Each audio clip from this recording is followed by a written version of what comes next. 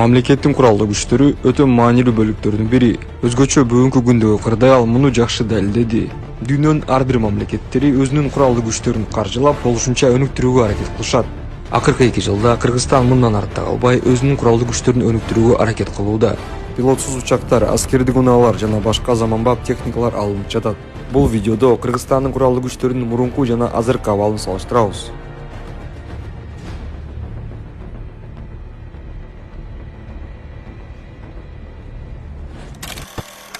Советтер Союзу тарагандан кийин Кыргызстандын аскери таптакыр каралган эмес. Тилекке каршы өлкө башчыларыбыз Орусиянын көзүн карап, алардан аскердик техникаларды грант катары алышкан. Берилген техникалар өтө эски жана эксплуатациядан чыккан куралдар болгон.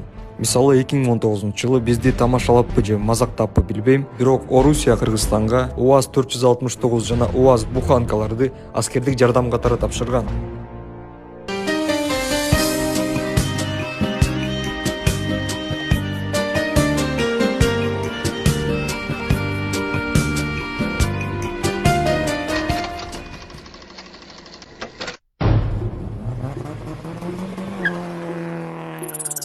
Маалымдама, бул унаалар 1958 жана 1972 жылдары чыгып баштаган. Буларды дүйнөдө бир дагы мамлекет сатып албайт. Жайлоодо бул унааларды кыргыздар сүт менен кымыз ташыганы колдонот.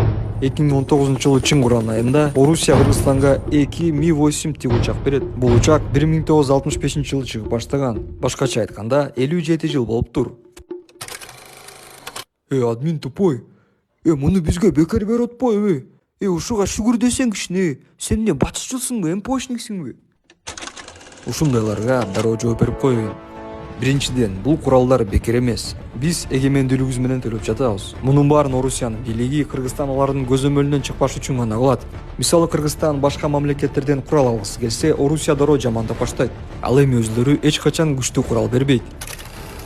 Мисалы Кыргызстан Американын аскердик базасын чыгарган үчүн Орусия 1 миллиард 200 миллион долларга заманбап аскердик техникаларды бермек. Алардын ичинде ракеталык комплекс С-300. Бирок андан бери 10 жылга жакын убакыт өтүп, эч кандай техника берилген жок. Саясатчы Алишер Мамасалиев бул окуя боюнча мындай комментарий берген. Белгилей кетсек, Сергей Шойгу Кыргызстанга жакын арада курал-жарак келе баштайт деген убаданы 2013-жылдын буг айында эле берген. Эми Кремль бул процессти америкалык база Кыргызстандан биротолот чыгып кеткичи атайлап чойгону белгилүү болду. Ушунун баарын көрүп, бир эле суроо пайда болот. Бизге мындай биримдиктин кереги барбы? Мисалы НАТО биримдигинин ар бир мүчөсү эң заманбап техникалар менен куралданган. Ал эми Орусия баш болгон ЖКК уюмунун мамлекеттеринде дээрлик баардык куралдар эски.